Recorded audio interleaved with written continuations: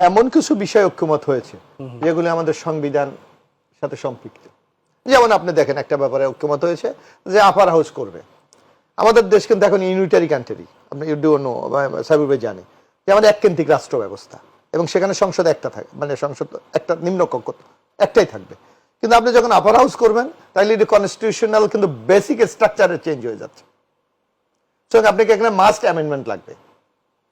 অথবা আপনি দেখেন এখন সংবিধানে কি আছে, যদিও হাইকোর্টের এখনো রায়টা পূর্ণাঙ্গ হয় নাই, সাবির ভাই ভালো করে জানবেন যে আমাদের এখন যে কনস্টিটিউশনে বিদ্যমান সেই কনস্টিটিউশনে আপনার দলীয় সরকারের অধীনে নির্বাচন হবে।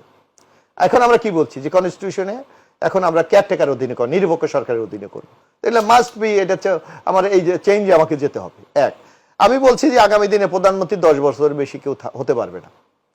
এটা কিন্তু বেসিক চেঞ্জ, কারণ আমার কনস্টিটিউশনে আছে, আমার তো এখন আর কোনো বার নাই। এখন যতবার খুশি ততবার সে প্রাইম মিনিস্টার হয়ে যেতে পারবে, কিন্তু আমি বলছি তার জীবন দশায় একজন 10 বছর বেশি হতে পারবে না। এগুলি কিন্তু ঐক্যমত কমিশনে আমি এগ্রি করছি। তারপর আমি কি বলেছি যে এই যে লোকাল গভর্নমেন্টে যে আজকে মার্কা প্রতীকে হবে না, প্রতীক হবে না, this is the basic change. তারপর আপনি দেখেন এই যে আমি ডেপুটি স্পিকার আমি অপোজিশন থেকে নেব, অনেকগুলি বিষয় কিন্তু আমার কনস্টিটিউশনাল অ্যামেন্ডমেন্ট আমার দরকার হবে। যে এটা বলছে গেজেটে, গেজেট দিয়ে তো এটা মেকআপ হবে না। একজন্য যার জন্য আছে রাজনৈতিক দলগুলি এক জায়গায় ঐক্যমত হয়েছে যে, এবং আরেকটা জানেন আরেকটা সংকটটা কত, আপনি দেখেন যে আমাদের কনস্টিটিউশনে আগে রেফারেন্ডাম ছিল, শেখ হাসিনা 75 সংসদের মাধ্যমে এটা বাতিল করে দিয়েছে। এখন আমরা আবার রেফারেন্ডামে ফিরে যেতে চাই। জায়গাটা কিন্তু মোশাররফ ভাই সেটি হচ্ছে যে তারা বলছে যে গেজেট আকারে প্রকাশ করলে এই বিষয়গুলো হয়ে যাবে, আপনারা বলছেন হবে না। বেসিক স্ট্রাকচার চেঞ্জ হলে আপনি গেজেট দিয়ে পারবে না। এখন এখানটায় তারপর আরেকটি ব্যাপার আছে, যদি আপনি কনস্টিটিউশনাল অর্ডারে করে সেখানে তো হাইকোর্টে চ্যালেঞ্জ হতে পারে, এবং এটা নিয়ে আলোচনা হচ্ছে যে আপনি যদি সংবিধানের যেটা বলছে সাইবুর ভাই বলছে যে কোনো সংবিধানের সাথে সাংঘর্ষিক হয় অথবা সংবিধানের পরিপন্থী হয়, তাহলে যে কোনো লোক সুপ্রিম কোর্টে যেতে পারে। সুতরাং এইটার রক্ষা করার একমাত্র পথ আছে, যেটা বললো যে একটা রাজনৈতিক দলগুলি যে আগামী যে সিদ্ধান্তটা নিয়েছে যে একটা রেফারেন্ডামে গণভোটে যাবে, গণভোটে যাবে। এখন যে এটা জামাতে ইসলামী করছে বা বলতেছে আগে হতে হবে, দেখেন এটা তারা তাদের বক্তব্যের মধ্যে কত দ্বিচারিতা। একদিকে দেখেন, একদিকে বলছে এই নির্বাচন কমিশনের সক্ষমতা নাই,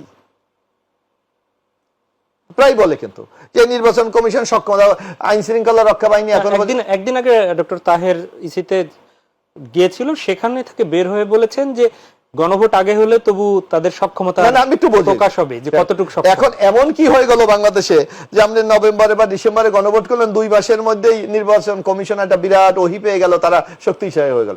এইগুলি কোনো কথা না, বরং এখানে একটা বিরাট রিস্ক আছে।